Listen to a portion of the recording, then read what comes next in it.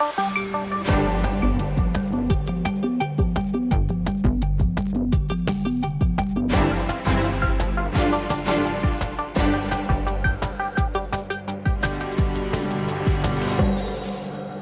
and good afternoon. Welcome to This Is Now. We begin today with a rally against a rise in gun violence in West Oahu. Yeah, residents and local leaders are sign waving right now in front of Honolulu Hale. They're calling for more action to crack down on all the crime making headlines. The gun violence in our community has been crazy, and it's a lot of our youth that's happening. From Makaha Beach, a 16-year-old shooting somebody, to what's happening at Waianae Boat Harbor, 19-year-old shooting, and all that.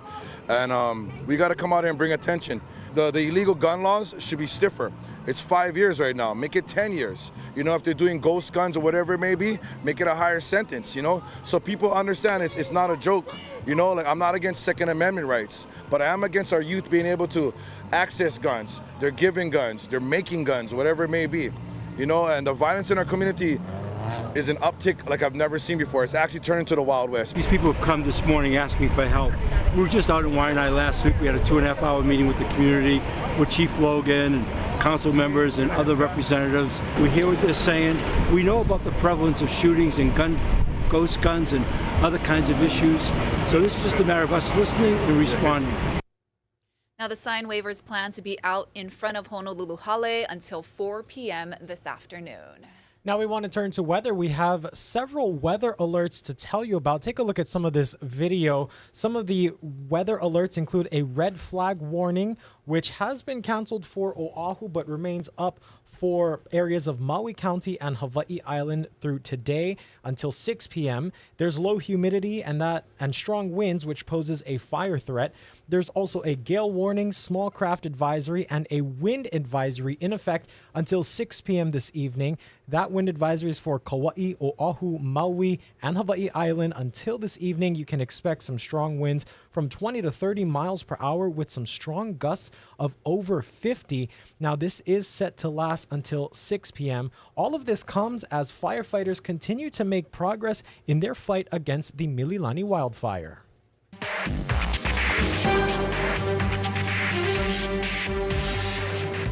Now to an update on the Mililani Mauka wildfire, which has been burning for a week now. At last check, it was 85% contained, and crews were hopeful that some forecasted rain will help in the fight. Now, the rain comes with wind, however, and that prompted a red flag warning for some areas across the state.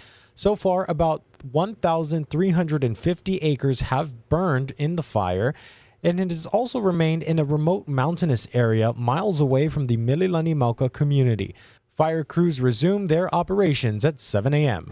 The red flag warning issued over the weekend prompted county emergency management officials to make sure they had resources in place ready to respond to fires over the weekend. All 4 counties launched a partial activation of their emergency operations centers yesterday. The state's emergency operations center at Diamond Head was also partially activated. Fire crews across the state were kept busy. Saturday morning, we had a meeting with National Weather Service. Again, we met with National Weather Service and the Haima team today. We actually, after the meeting yesterday, started preparing our emergency proclamation, which basically prevents outdoor burning and fires, open fires outdoor in the North Kohala, Kona region over there. We know that that's an area that, has had brush fires before, could have brush fires again. And so we wanted to be prepared. The National Weather Service says the red flag warning is still in effect for leeward areas of the Big Island and Maui County. However, it has been suspended for Oahu as well as Kauai. But there could be dry and windy conditions throughout the state. We'll continue to monitor the forecast throughout the day. Look for the latest on air and online at hawaiinewsnow.com. In West Maui, the dangerous conditions prompted the DOE to close 4 public schools. King Kamehameha III Elementary, Princess Nahi'enaena Elementary, Lahaina Intermediate, and Lahaina Luna High School. School officials say the decision was made out of an abundance of caution. Hawaii County Mayor Mitch Roth partially activated his EOC at 8 a.m. Sunday. He says his team is preparing for the dangerous fire conditions to continue throughout the day. And Hawaiian Electric has revealed an updated plan to reduce wildfire dangers. The utility says it will now deploy spotters to at-risk locations during any red flag warning days, and power lines in high-risk areas will shut off automatically until crews visually confirm it's safe to restore electricity.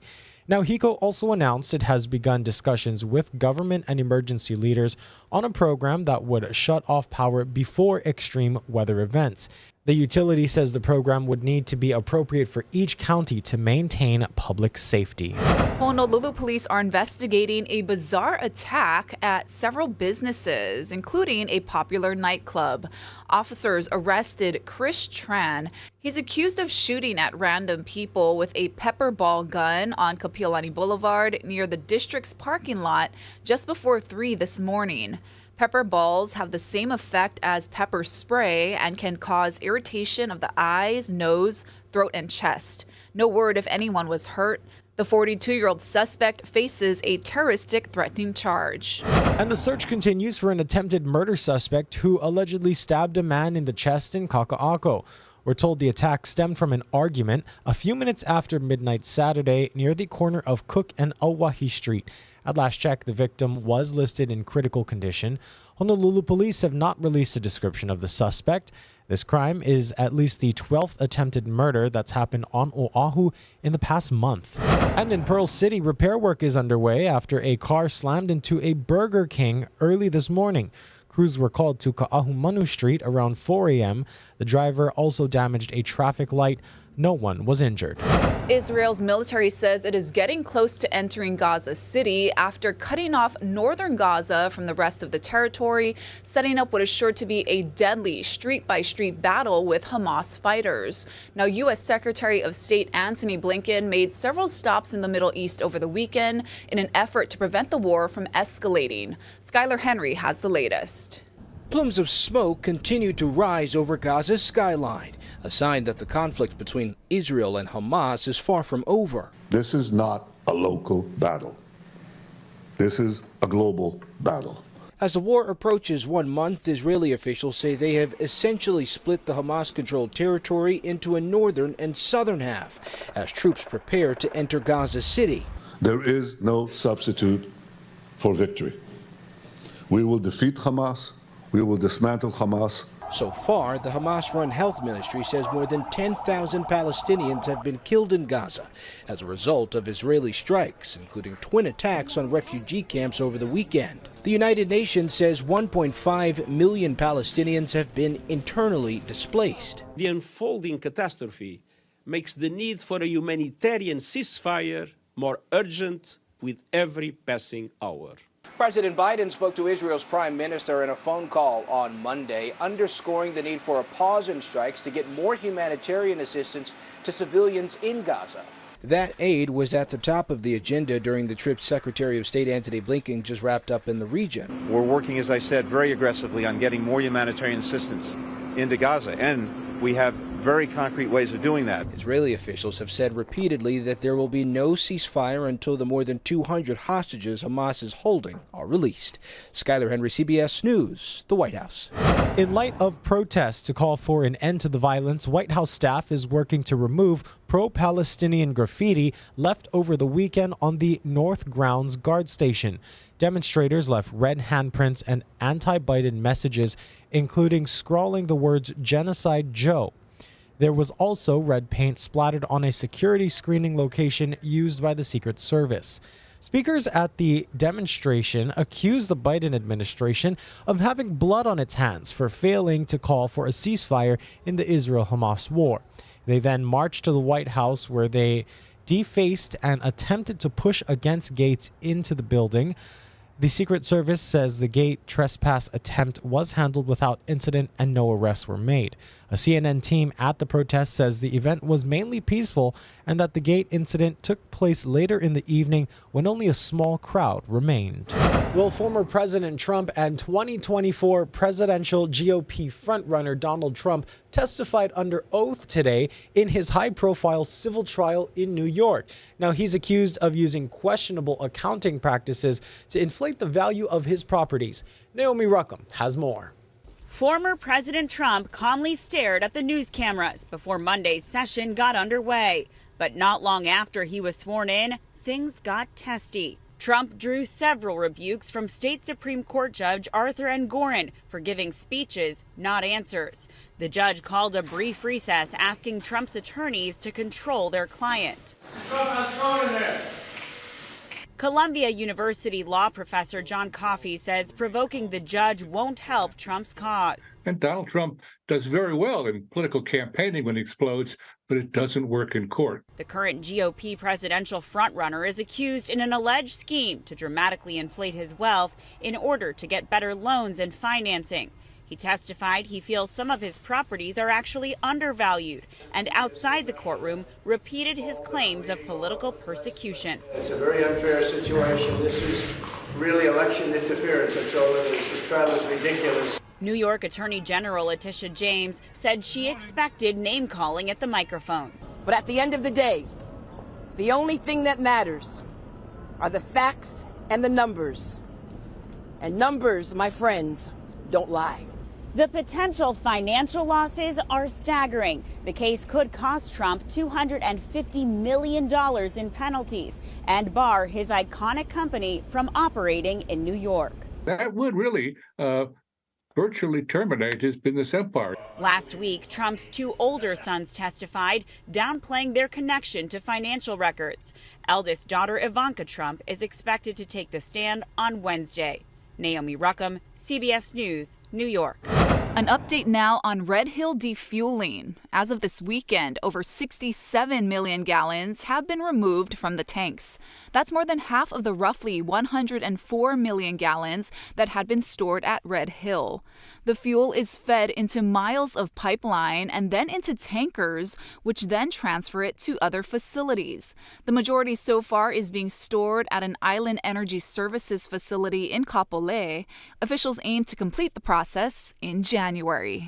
We pause now to remember the life of Sam Slom. Friends, family, and community leaders honored the late Hawaii State Senator at the Capitol Sunday morning. Slom represented East Honolulu for 20 years.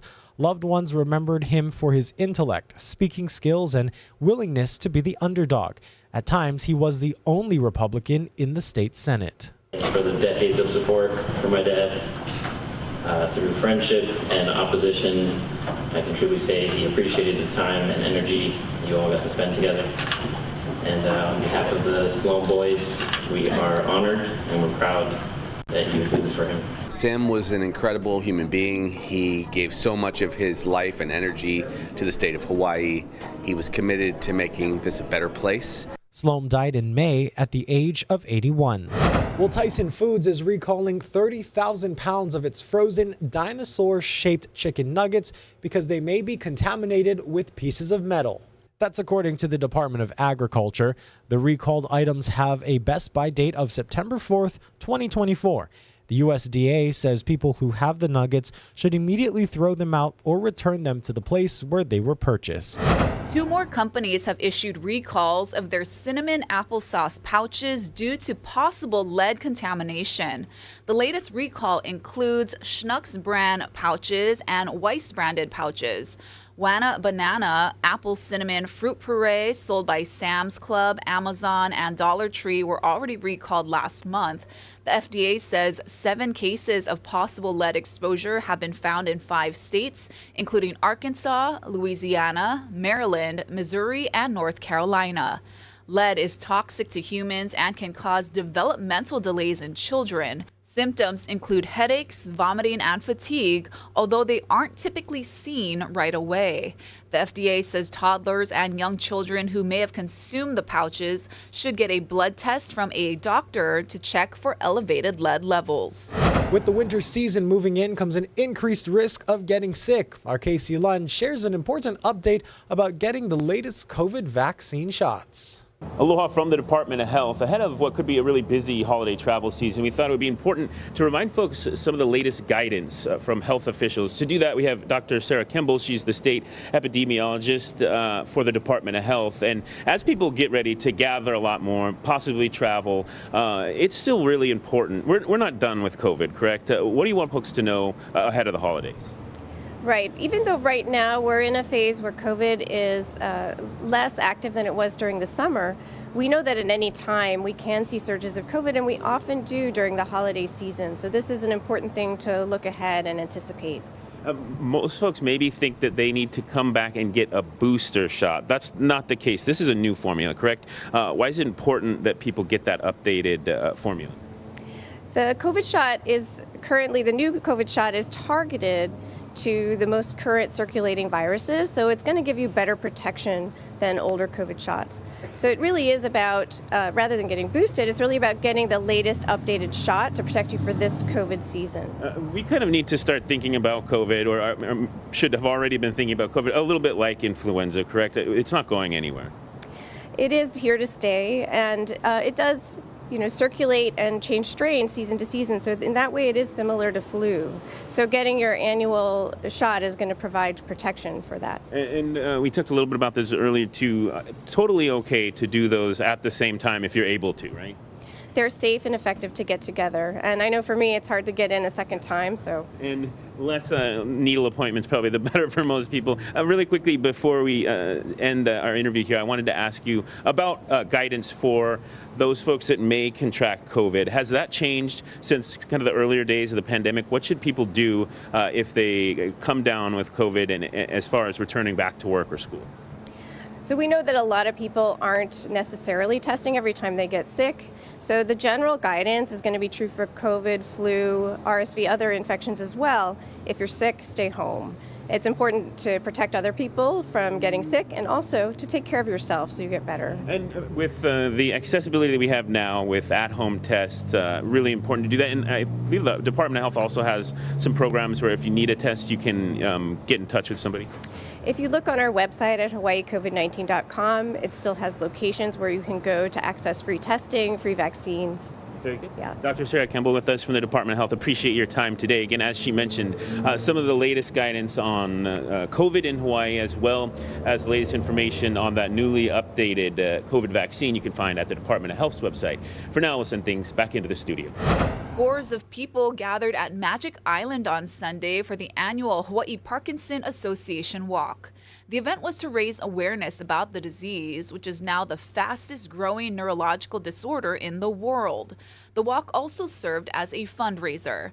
Vendors and a panel of healthcare experts participated in a resource fair to help educate the community. I think it's a really important event to have. I think it's important to let the people know about, Parkinson, raise the importance of the knowledge of Parkinson's. I feel that it just shows, kind of the Hawaii, kind of like the close-knitness that this island has and the people that they have. And yeah, I really think it's beautiful to see. To learn more about Parkinson's disease, you can visit their website, parkinsonshawaii.org. Let's send you outside now for a look through the eyes of our tower camera. Some blustery trades are blowing through Honolulu. Stick with us right here on This Is Now. Coming up after the break, Guy Hagi will have a full breakdown of the alerts. And also, we will tell you about some of the preparations for the Macy's Thanksgiving Day Parade. Stay with us.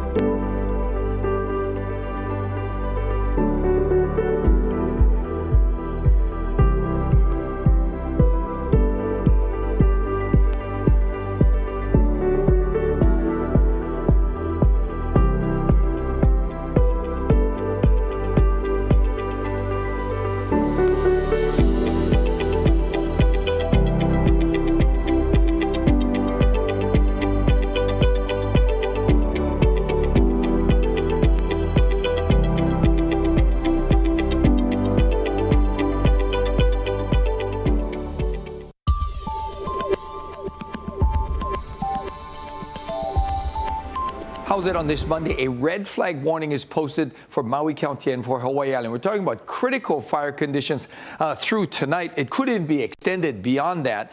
We are not under a red flag warning for Oahu or for Kauai because we've got some passing showers, but we'll get those breezy winds like everybody. Statewide, we could see gusty winds upwards of 50 miles an hour for some areas, and that could lead to spotty power outages. And again, that red flag warning remains posted for parts of Maui County and Hawaii Island. Now, the red flag warning has been dropped for Kauai and Oahu because of the scattered showers moving in. Nice, generous showers moving in with the trade wind flow, mainly affecting windward sides. But because it's been so dry, we'll gladly take those showers, but they won't spread much farther than from Oahu to Kauai. And those winds, well, they're going to be getting stronger today, especially for windward areas. Kona, not so much, but everybody else will likely get winds upwards of 50 miles an hour today. So it's going to be, to some extent, a little bit dangerous, especially with the threat of spotty power outages. So again, that red flag warning up for Maui County and Hawaii Island. We've got a few more scattered showers for Kauai and Oahu, and those winds will be brisk across the state. And because of that, we'll have elevated surf levels over on the windward side, and box jellyfish still swimming into the south shore with a small pulse due into the country today. So we've got a few scattered showers today and tomorrow, and that's the good thing at this point because remember, there's drought conditions across the state. And then we'll have drier conditions move in on Wednesday, but the breezy winds, well, they'll hang on through the rest of the week. Now to the latest on the death of Friends star Matthew Perry. Over the weekend, a funeral was held for the actor with family and friends in attendance. And this comes as we're learning more about how his legacy will be honored. Liz Kruitz has the very latest.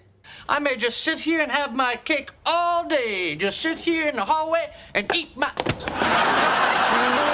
As fans celebrate the moments that made us laugh, over the weekend, an intimate and emotional farewell for Matthew Perry. Loved ones attended a private funeral Friday for the actor in Los Angeles, including all 5 of Perry's Friends co-stars, according to People magazine. The service took place at Forest Lawn Memorial Park, located less than a mile from Warner Brothers Studios, where Perry filmed the iconic sitcom and played the charmingly cheeky Chandler Bing.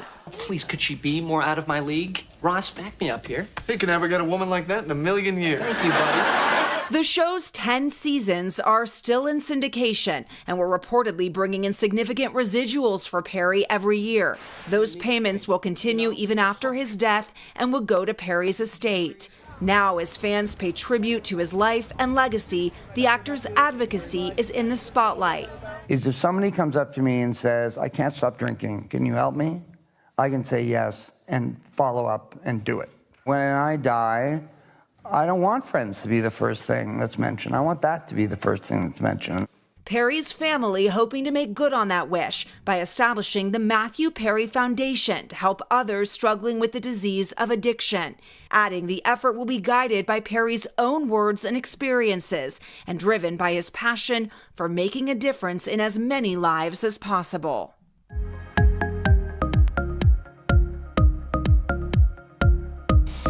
Time for some good news now, and check this out. This year's Macy's Thanksgiving Day Parade will feature some new characters as well as some beloved fan favorites. New balloons include Beagle Scout Snoopy by Peanuts Worldwide, Blue Cat and Chugs by Cool Cats, Kung Fu Panda's Po by Universal Pictures DreamWorks Animation, and of course the beloved Pillsbury Doughboy by Pillsbury. Now, the balloons were inflated for Macy's Balloon Fest, which usually takes place every first Saturday in November. This is a test flight ahead of the annual Macy's Thanksgiving Day Parade. This year, it's in its 97th year. The parade will be held from 8:30 a.m. to noon on Thanksgiving Day. It will feature 25 balloons, 30 floats, 17 big names in music and talent, and of course 9 marching bands. Attendees can expect to see appearances from talents including Cher and Brandy and so many more. All right, from Thanksgiving to Christmas, Neiman Marcus has been producing this Christmas list of unique and pricey presents for more than 6 decades. And on this year's list, they have a one-of-a-kind Cadillac. There's also a chance to star in a Disney animated short with the gift recipient voicing a character based on them. Now, that gift, which includes a ticket to the Disney Hollywood premiere, costs more than $500,000. Ooh, happy Christmas, everyone. Yeah. Thanks for watching. Have a great day.